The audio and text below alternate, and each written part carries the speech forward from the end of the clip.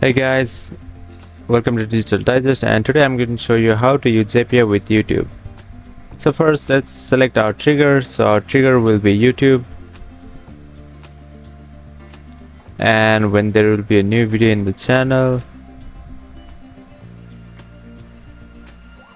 an action will occur. So first let me see my channel ID. So this is my channel ID. I'm going to copy this and then paste here. So I'll click continue and then test trigger.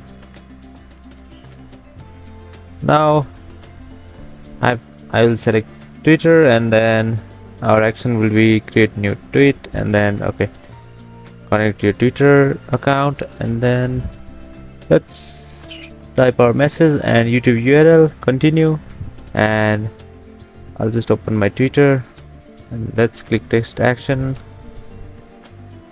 And alright, so yeah, that's how we can use Zapier with YouTube. Thank you for watching this video, and I'll see you on the next one.